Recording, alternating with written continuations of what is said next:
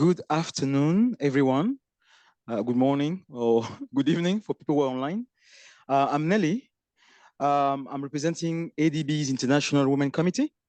We are thrilled to present today our second keynote speakers event of the year.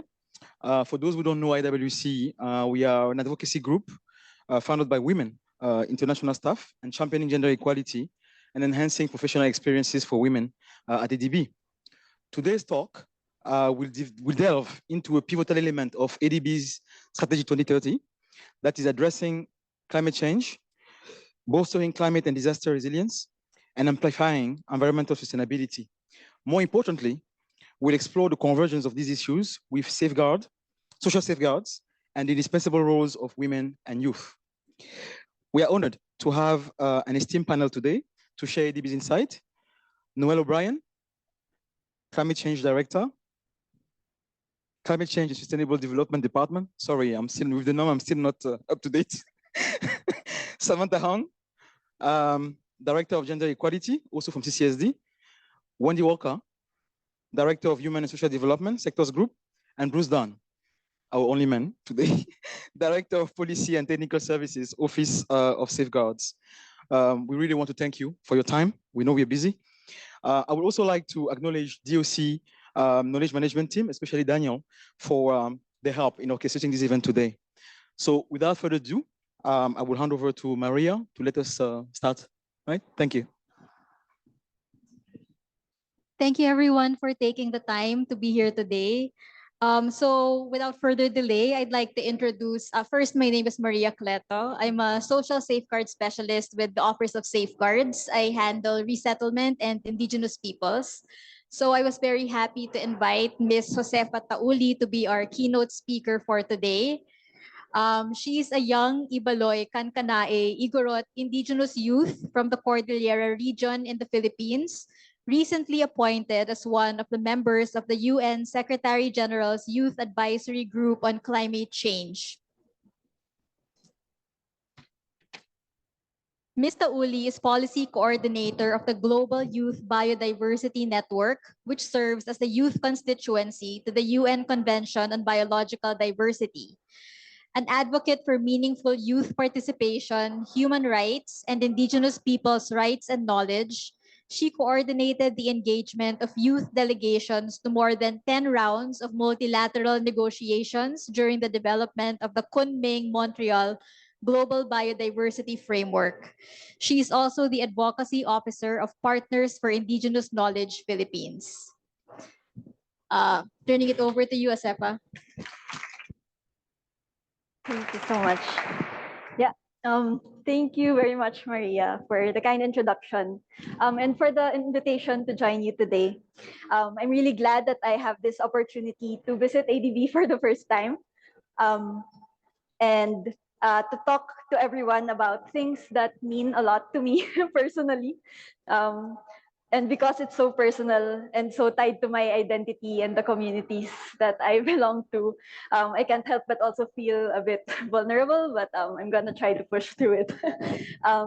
And yeah, I'm very much looking forward to sharing this with you today and discussing with everyone afterwards.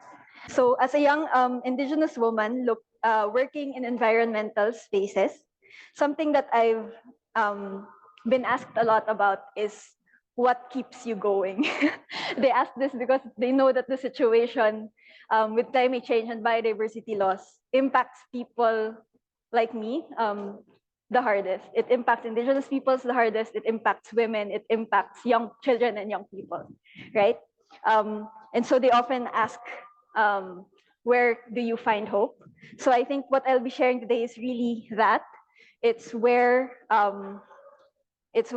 I find hope, which is really in the collective action of youth, of Indigenous peoples, of women, despite the systems that are failing us, to be frank, right? And it's also in the possibility that we can transform these systems to build a more just and sustainable world. So to start, I think if I've learned anything from working with Indigenous peoples organizations and youth organizations for the past years, it's that Indigenous peoples, women, and youth are making immense contributions to build a better world, towards action for biodiversity and climate, right? First of all, children and young people are already key implementers and of biodiversity and climate actions that contribute significantly to the world's targets for climate action and for addressing biodiversity loss, even despite very limited resources and limited recognition for this work. And children and youth are also on the front line of movements for the environment. Just wanted to share some examples. I'm sure you've all heard of the youth climate marches that have been rising in different parts of the world, very, very inspiring. And they're not just pushing for action, right? They're pushing the narrative and pushing for climate justice. They know that the way that we have been doing things is the way that brought us to this situation, and what we need is system change, right? And this is what young people all over the world, thousands and thousands of them striking for the climate, are asking for. More than that, this is an example that I just recently encountered. Last week, we had a nice discussion with youth from Apayao in the Philippines who are mobilizing and organizing against the Ganud dams, which are threatening to submerge their communities and cause a lot of destruction, irreversible destruction. And young people are the ones that are leading this movement. And of course, like with my work with the Global Youth Biodiversity Network, so from the ground to the decision-making spaces, it's really inspiring to see how thousands of young people are just coming together with no vested interest, really just pushing for a better future. So women, of course, are agents of change, managing water, fuel, food, as well as forest and agriculture all around the world. Indigenous women have been at the forefront of environmental conservation and have invaluable knowledge and expertise that can really help build resilience of the communities where they belong to, and to reduce greenhouse gas emissions that are causing climate change, right? I really not have had a shortage of women to look up to in this life. So this is something that I very much believe in. So for example, women make up nearly half of the agricultural labor force in developing countries. In Asia, 43% of agricultural workers are women. This is Agnes from Basao Mountain Province, who is the president of the Payo Indigenous Farmers Organization. And she is pushing for sustainable agriculture in her community. And if women farmers were really better supported to reach their full potential, they could produce much, much more, right? And this is feeding the world. Moreover, women are safeguarding traditional seeds and indigenous food crops. They have invaluable knowledge on food production, cooking, nutrition, and so many other sectors, right? They also are pivotal in passing on indigenous knowledge from generation to generation.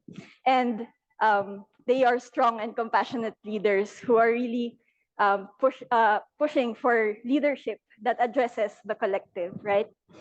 This is Mother Petra and Mother Tining from the Cordillera, who have led indigenous movements for indigenous peoples' rights. And indigenous peoples, of course, through our worldviews, knowledge, culture, laws, customs, practices, and institutions, make vibrant contributions to the world's nature and culture, contributing to the ecological integrity, connectivity, and restoration all around the world. And these contributions are, of course, rooted in our very deep connection to our land, to our communities, to other species, and the unseen. So just to illustrate, this is a quote from the Higaonon people from northern Mindanao on their worldview and on their relationship to their lands. They say that because land produces life's nourishments, land is life in itself. It cannot be sold or taken away by anyone. It has been kept under the stewardship of the great ancestors whose spirits continue to keep watch so the land could be used for generation to generation. And this is something common among many, many indigenous peoples, this belief that land is life. That's something we also repeat often in the Cordillera. So indigenous peoples are custodians of territories of life, managing lands approximately the size of Africa. So for example, here in the Philippines, you can see that so much of the forest cover in the country overlaps with ancestral domains. And this is not under any coincidence. It's because they take care of these lands through indigenous knowledge and through their values and worldviews, right? They are also managing carbon in their trees and their soil. And such a significant amount of the carbon stored in the world's tropical forests lies in the territories that are being managed by indigenous peoples. Indigenous peoples are holders of indigenous and local knowledge. Again, like examples from the Cordillera where I'm from, they have many forest management programs, systems like the Lapat system, the Batangan system, which allows them to pass on their forests from generation to generation. And of course, they are defenders of biodiversity. Actually, like women, indigenous peoples, youth, their intersections are defenders of biodiversity because of how directly it impacts our lives. We often put ourselves in the front lines of these movements because it impacts survival itself, right? So as you saw, indigenous peoples, women, and youth are making immense contributions. But really, it's really unfair because despite this, they are among the most heavily impacted by climate breakdown and biodiversity loss. Children and youth are more susceptible to the negative health effects of pollution and unclean water. They will live with the long-term consequences of environmental harm, and the decisions that are being made today will impact us directly.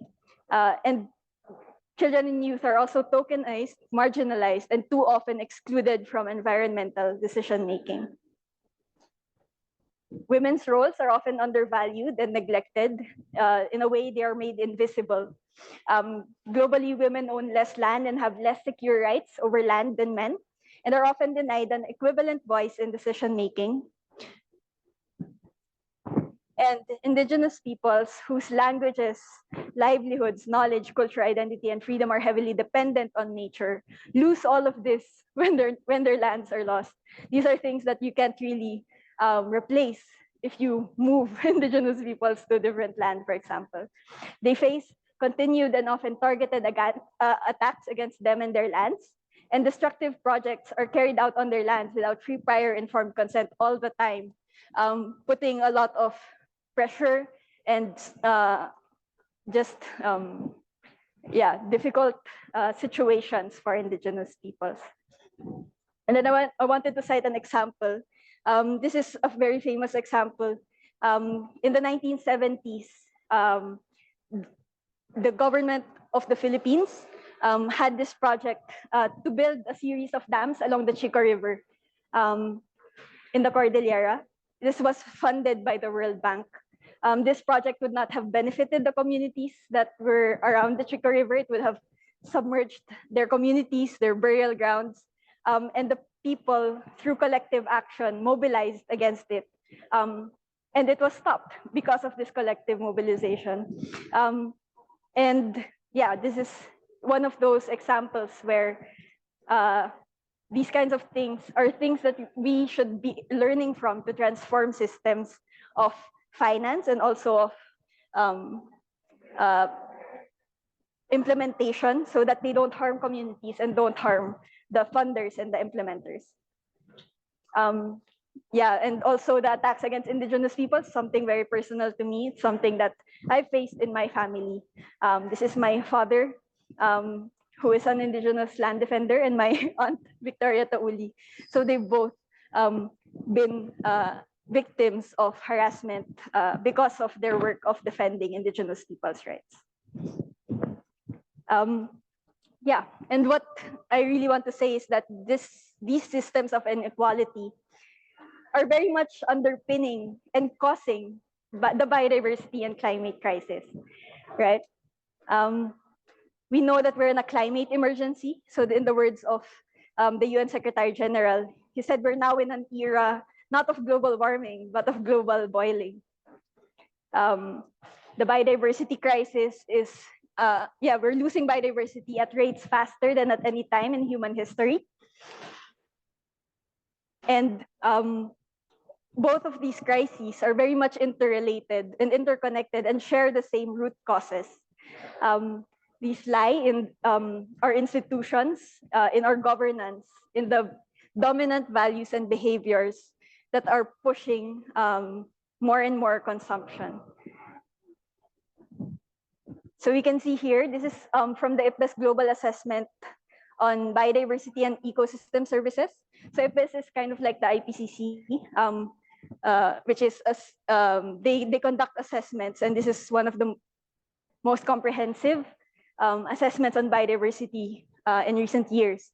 And you can see that almost every single aspect of nature's contributions to people are declining, except for the things that we extract from nature, things like energy, food and feed and materials and assistance. And at the risk of all of those other things, they're being distributed and supplied across distant regions more and more, and yet they are being distributed unequally. And so the benefits are unequal and also the costs are unequal. And yeah, we see headlines like these all the time where conservation, that show that conservation cannot be detached from social issues. The Philippines is still the deadliest country in Asia for environmentalists. We see evictions from protected areas. We see mining, logging, concessions on ancestral domains all the time. And then also with the impacts of climate change, people in lower and lower middle income countries are around 5 times more likely than people in high income countries to be displaced by extreme weather disasters. So really, these systems of inequality are leading to exclusive decision-making spaces who benefit the people the most who do not face these impacts. They are also leading to dominant values rationalizing overproduction and overconsumption, and they are perpetuating destructive growth models that are prioritizing profit over people. And all of these are contributing directly to ecological harm, biodiversity loss, pollution, and climate breakdown. And my point is that we're really not just in an environmental crisis, it is a social ecological crisis. And so what now, right? There's really an urgent need to transform our systems. We need transformative change. This is what the evidence is showing us, that we can't continue as we always have been. What we need is a fundamental system-wide strategic reorganization across technological, economic, and social factors. This is how they describe kind of what are the leverage points into making transformative change happen. And some of the things that they point out are reducing inequalities, practicing justice and inclusion, embracing diverse visions of a good life. So it's not just money, more money, and more luxury that defines what a good life is. We need inclusive governance, and also we need to address the root of these drivers, which lie in values and behaviors. But really, in a short way to say it, the young people are saying we need to stop the same, the same greed, the same inequality, the same business models that are leading to the situation we face today. So, in this context where we need transformative change, Indigenous peoples, women, and youth are leading the way. So I wanted to share some of my experience with the Global Biodiversity Framework, which has been being negotiated for the past 4 years. And what this framework is outlining goals and targets for halting and reversing biodiversity loss within the next decades towards 2050 vision of living in harmony with nature. And through the collective, persistent, and strategic advocacy from Indigenous peoples, women, and youth, this global biodiversity framework now contains a number of elements that represent high watermarks for rights and equity in international environmental policy. And we're very proud of this work. For example, it recognizes very clearly the contributions and the rights of Indigenous peoples and local communities, and it lists them explicitly as partners in the conservation and sustainable use of biodiversity. It lists intergenerational equity and justice for future generations. Something very important to young people is transformative and transdisciplinary education. It also lists a human rights-based approach as a key guiding principle. It acknowledges the human right to a clean, healthy, and sustainable environment. And it reflects the importance of gender equality and gender responsiveness. So in the Global Biodiversity Framework, we can see that the target on resource mobilization calls for the enhancement of the role of collective actions by Indigenous peoples and local communities, and non-market-based approaches, including community-based natural resource management. Target 22, which we're very excited about, calls for representation and participation in decision-making of Indigenous peoples, women and youth, and persons with disabilities, the respect for Indigenous peoples' rights to cultures and their rights over their lands, territories, and resources, and the full protection of environmental and human rights defenders. And finally, it has a whole target on gender-responsive implementation. And calling for a gender-responsive approach and ensuring equal rights for women and girls to access land and natural resources. And then in the climate space, we also now have very exciting also, calls for funding or calls to, funding to pay up or for reparations for the loss and damage that developing countries are facing, and also unprecedented reference to climate justice. And this is just a quote that I saw that could sum up at least this section, is that we can create the future, if we can create the future we want, despite the realities of oppressive systems. Imagine what all of us can do and be when those systems crumble and we all are free. And this is the last part of my presentation. It's really that the financial sector has such a big potential to play a key role in the transformative change that we are looking for. There's a need to stop funding destruction and false solutions.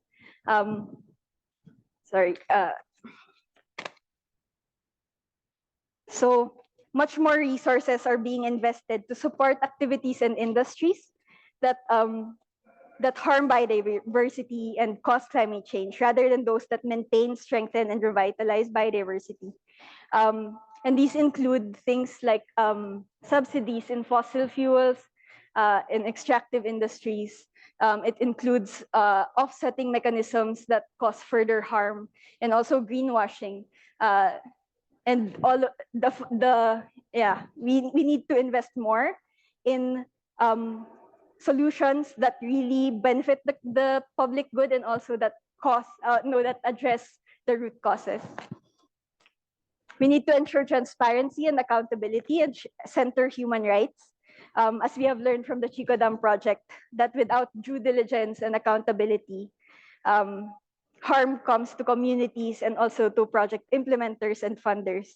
And we need to ensure that safeguards are fully implemented at all levels, and that we put human rights at the core of all of our actions.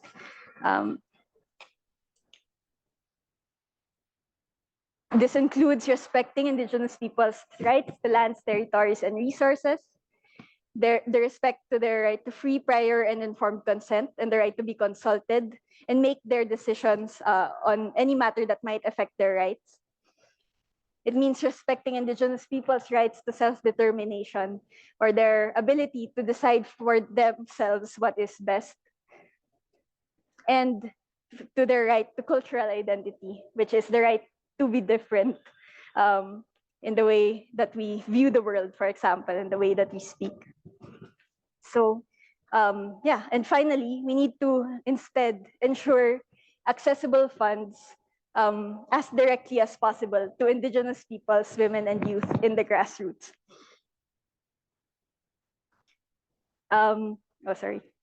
Indigenous peoples, women, and youth, as I hopefully demonstrated, are very key partners in the implementation of biodiversity and climate targets.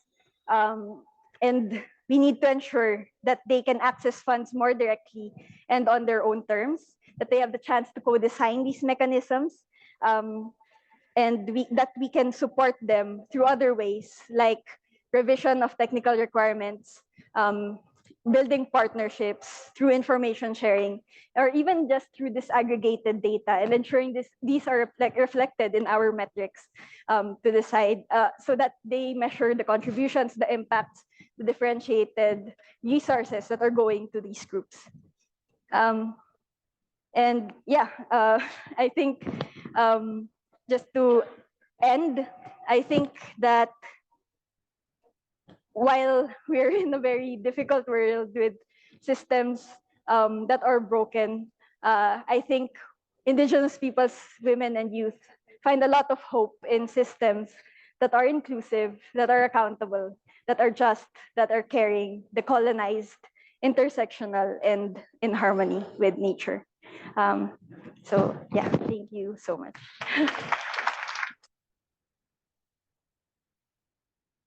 Thank you very much, Josefa, for that very thought-provoking talk, especially with your recommendations on what the financial sector can do better to work with grassroots initiatives of Indigenous peoples, women, and youth.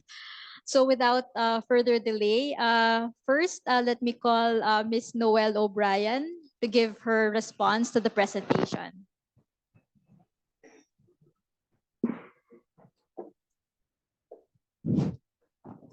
Thank you very much, and good to meet you, Ms. Tauli. Let me reiterate that thank you for a very compelling presentation today, really highlighting the important role of Indigenous people, women and youth in biodiversity and climate solutions, and the critical need for transformative change across the technology, the economic, and the social factors. Before I begin, I need to acknowledge I landed yesterday, having come from Boston and Dublin, and I am right in the middle of the worst stage of jet lag. So I'm sitting, so if I fall, I don't fall that far. So apologies, I'm not being rude. But let me just share with you some of the work that ADB is doing, and really just highlighting where we see the importance of addressing the vulnerabilities of Indigenous people, women, and youth. So we fully recognize the vulnerabilities of the Indigenous communities, women and youth, and we're working to contribute towards addressing the needed transformative change.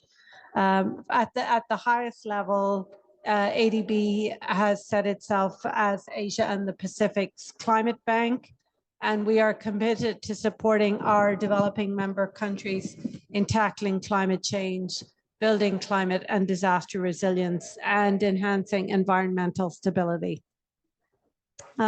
We've done a lot of work to deepen our climate operations through Strategy 2030, which is ADB's long-term corporate strategy, which is mainstreaming climate change and integrating the global climate frameworks towards the achievement of our vision of a prosperous, inclusive, resilient, and sustainable Asia and the Pacific.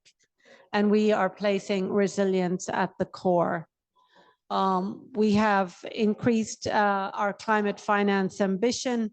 In the original strategy 2030, we set a target of 80 billion, and in 2021, President Massa raised that ambition to delivering climate finance in the DMCs of 100 billion between the period 2019 and 2030, with at least 34 billion of that focused on climate adaptation and resilience. We also have the target of private sector operations, which are expected to account for 12 billion of ADB's own finance, but with a very significant leverage of 18 billion to 30 billion. Just last week, we had a very significant input on climate leadership with over 50 of ADB's senior management. And out of that, there was a lot of indication of very substantial commitments right across the sectors and private sector at the most senior levels. So that's an important area where I think we'll see further growth on the private sector commitment. Now, our work on climate also targets accelerating progress in gender equality, including women's empowerment, meaningful participation of Indigenous peoples in development, and access to social and economic benefits, as well as the protection and promotion of children's rights and well-being, recognizing the differentiated impacts of climate change and the important roles of women, youth, and Indigenous people in successful climate action, as you've already set out for us today. So we have our gender and climate change as dual goals with the twin targets of 75% of operations promoting gender equality and also 75% of operations supporting climate change. One of our most focused programs is the Community Resilience Partnership Program, which we established in 2021 and are really just mobilizing now with the flow of funds coming through.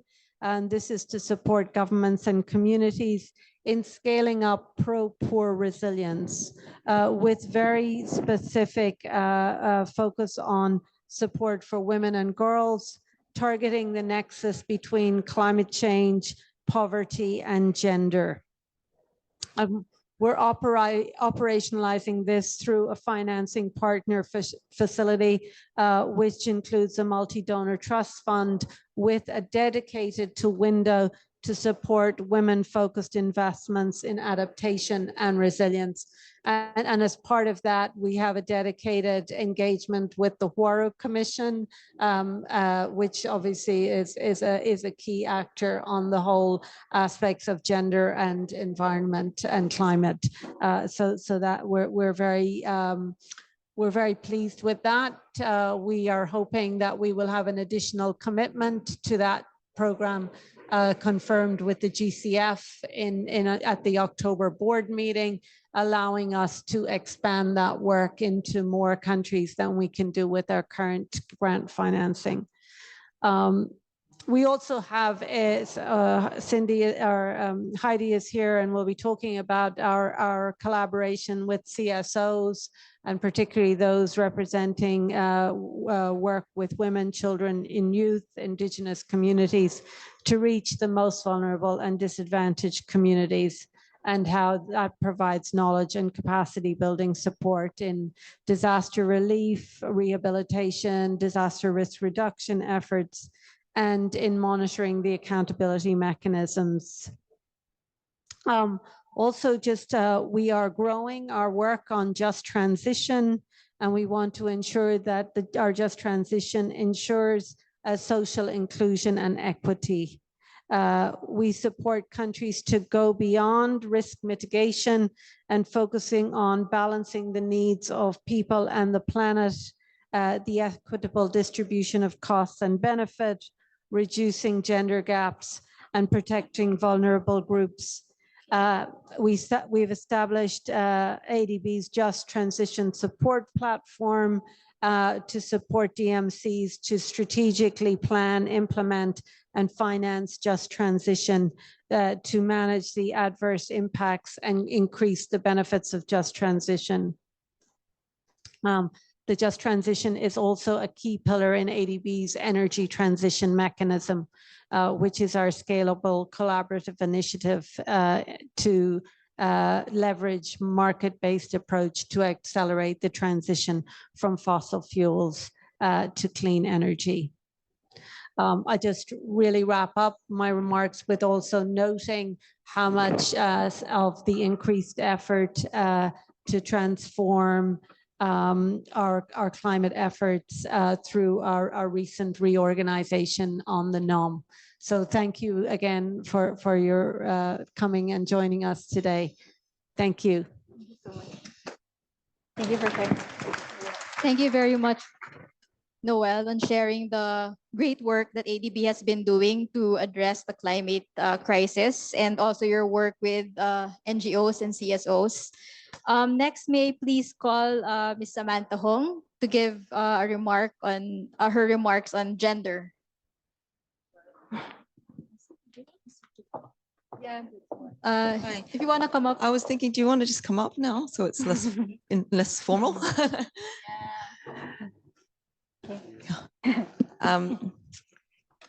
Yeah, hi everybody. I think I know most people, but if not, Samantha, most people call me Sam. And thank you so much, Josefa. That was a real privilege to listen to you. It was very sort of refreshing. We don't often have speakers who come and you so articulately were able to articulately and passionately be able to present the issue. So thank you very much for that.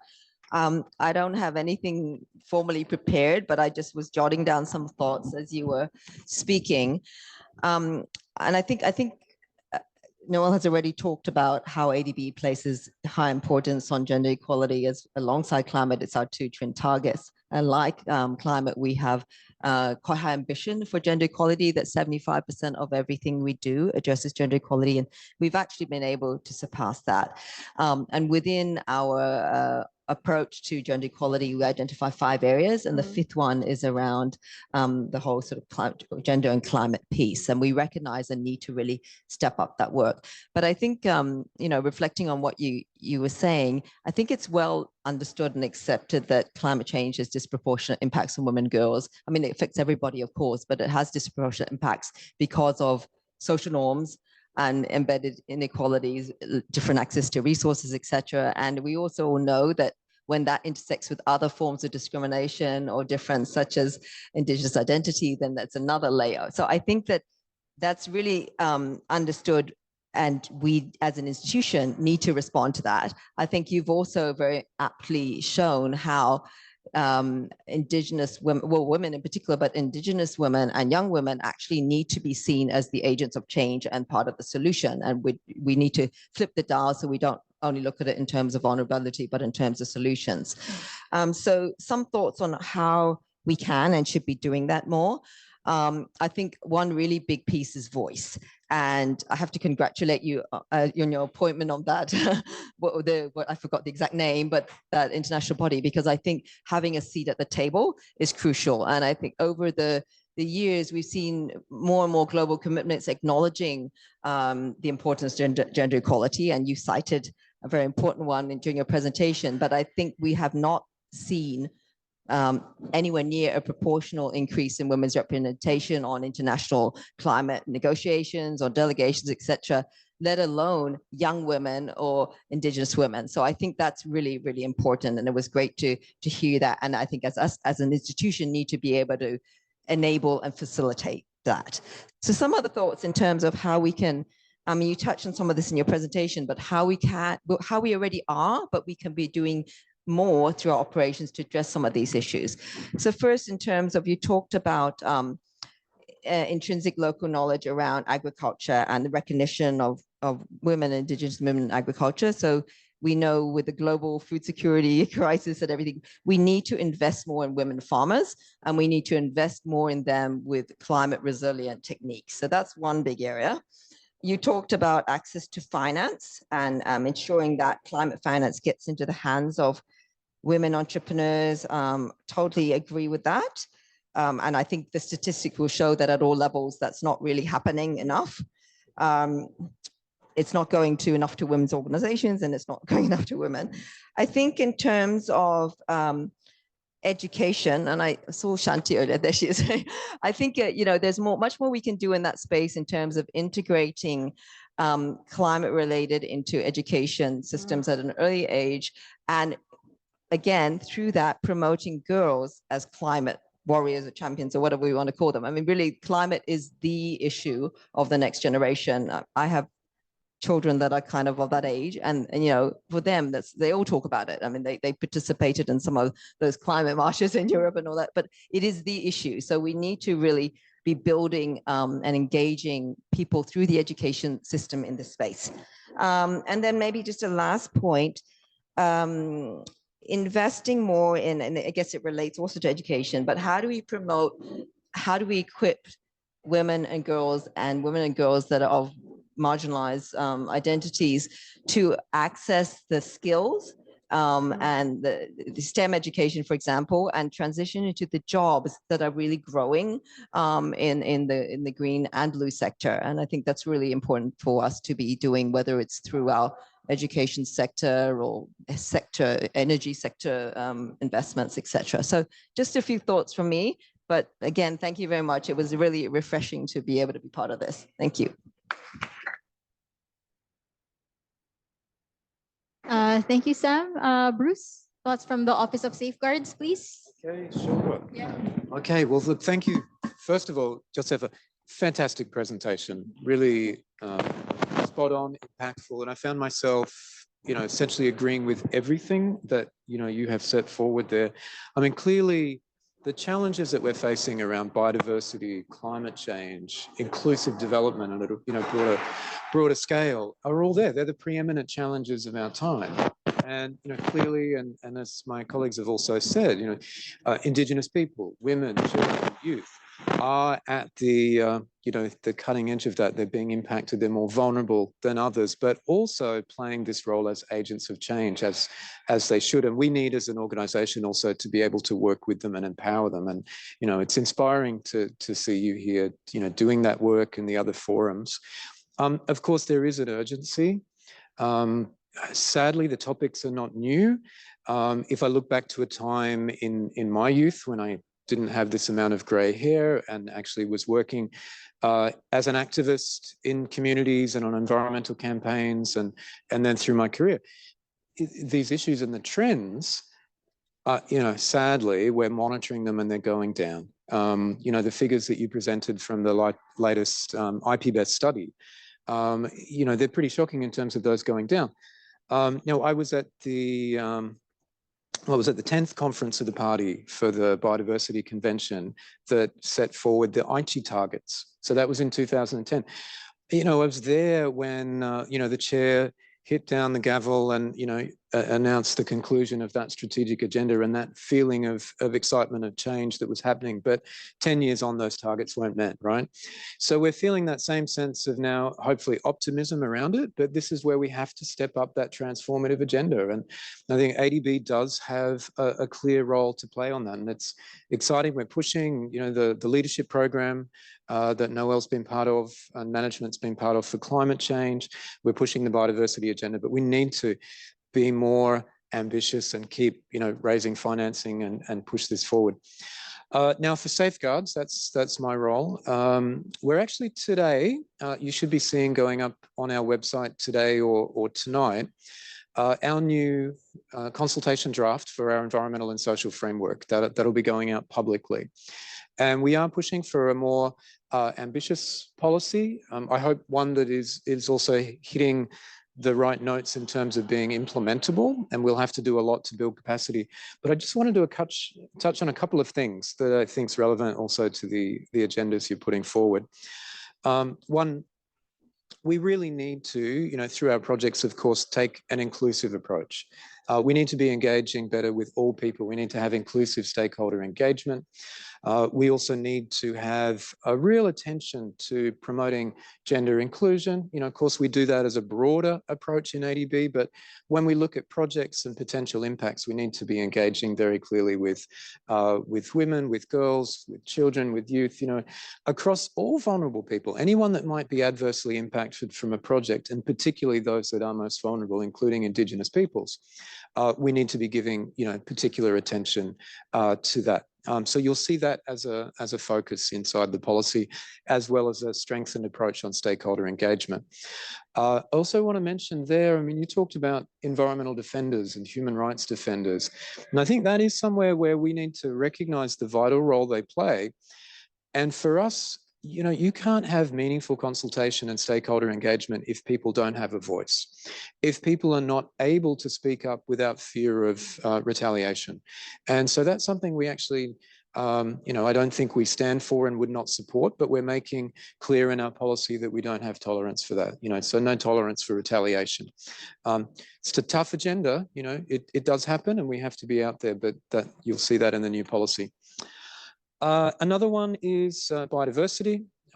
Obviously a critical priority linked to climate change.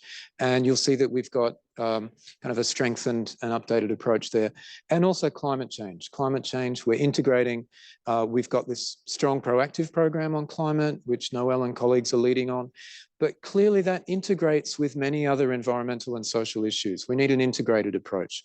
So you'll also see that in the new policy. So, quite a few things there that I think, are coming from the agenda you're pushing, the need for transformation. It's got to be upstream, but we've also got to protect it through our safeguards. So wanted to highlight that.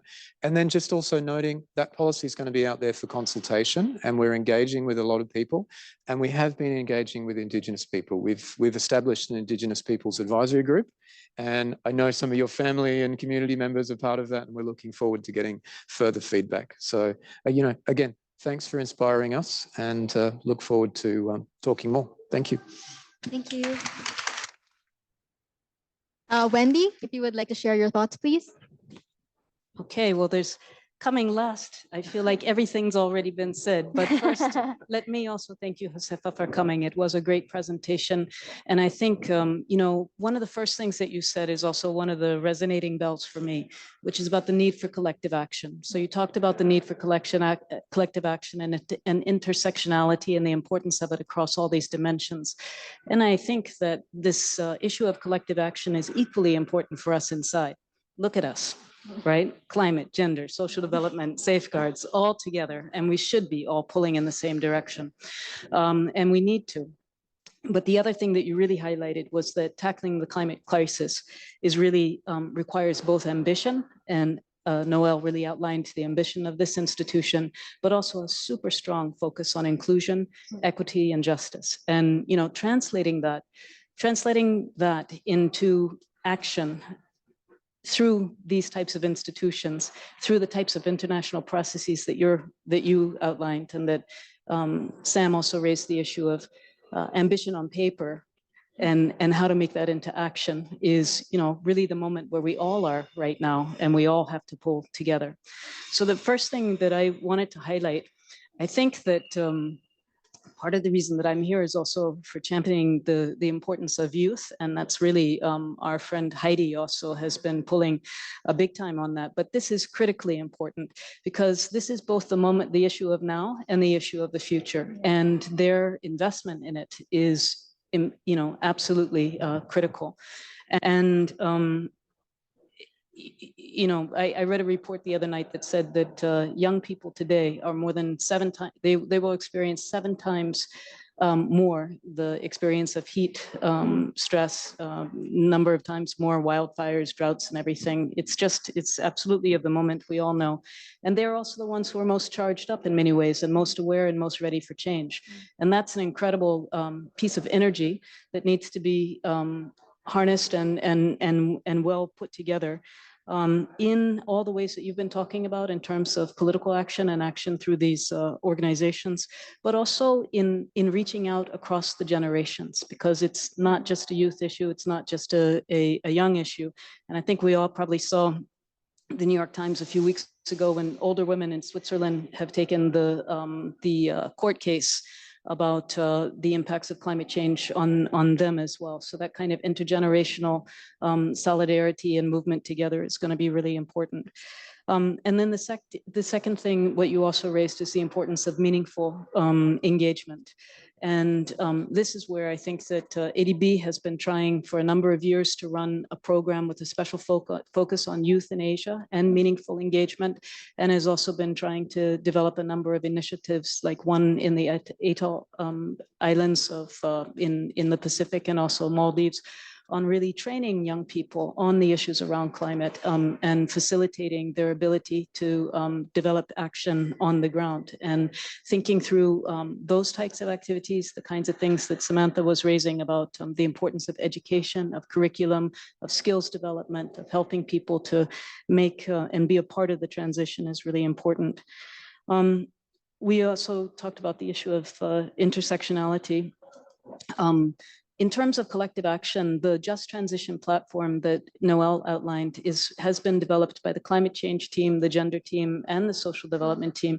And it's really going to have a strong focus on the social dimensions of just transition and the all of society transformation that needs to take place to be able to make that transition equitable, fair, and safe for everybody in terms of safeguards and risks also. So I think that that is a real, it's an action in progress, and we intend to really try to focus on that. And then how do we bring all the parts of the system together? Well, we need that collective action inside, and the type of new financing facility that Noel also outlined, this community resilience partnership program, again, developed by many of our groups working together with a strong focus on gender, a strong focus on poverty, a very strong focus on key modalities like adaptive social protection and shock responsive social protection. Those are the ways in which we are really trying to build action on the ground and translate this big ambition globally, and here also in our institution. And finally, one of the key areas that we are working across all of us is really to strengthen the quality of our poverty and social analysis, to be better able to understand issues of vulnerability and to and shifting vulnerability and new forms of vulnerability and new evidence on resilience, and to be able to integrate that information into the design and implementation of our projects. And again, that's a collective action. That's a collective action across all of our groups, but where we're building strong commitment to trying to, and you really highlighted all the reasons why it's so important. So thank you.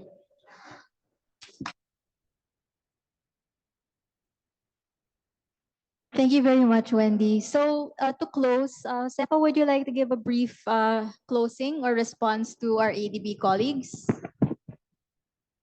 I think that's me. Yeah.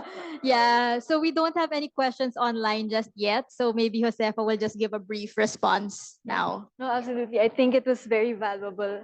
Am I audible? Okay.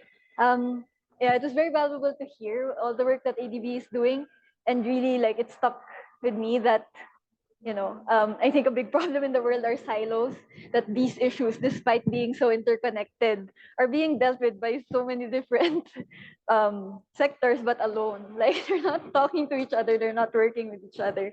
And I think what we saw is that if we try to address these things without thinking about the bigger picture, the bigger system, then nothing will work.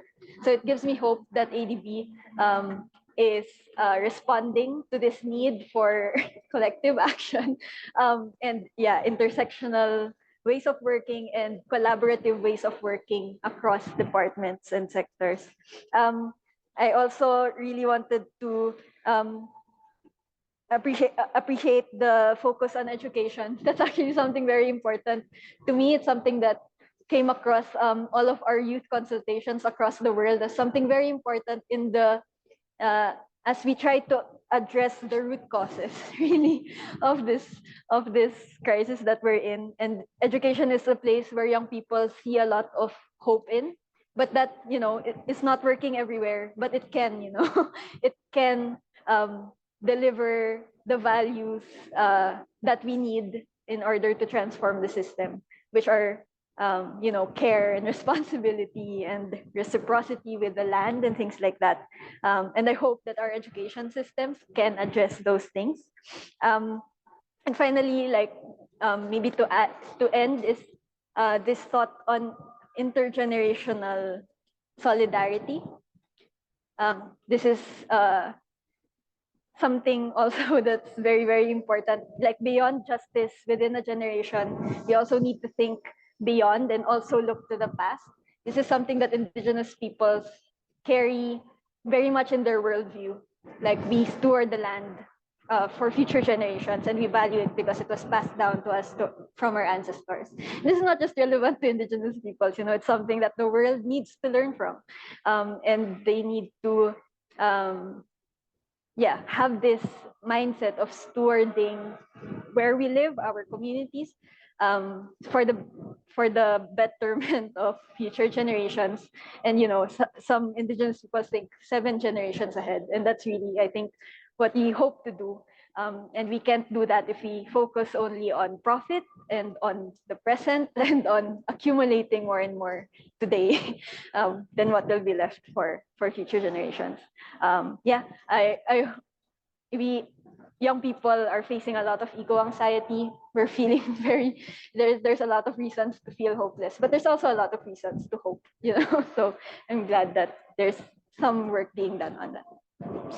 Thank you, Josefa. So sorry to the 50 people online, but we're out of time. If you do have questions, please just email them to me, Maria Cleto, and I'll make sure I'll forward them to Josefa. So I hope, Josefa, you keep a close watch on ADB's work on climate change, biodiversity, gender, human and social development, and safeguards. And I hope ADB continues to be a source of hope to the most vulnerable people in society. Thank you so much, everyone. Thank you. Thank you for your attendance.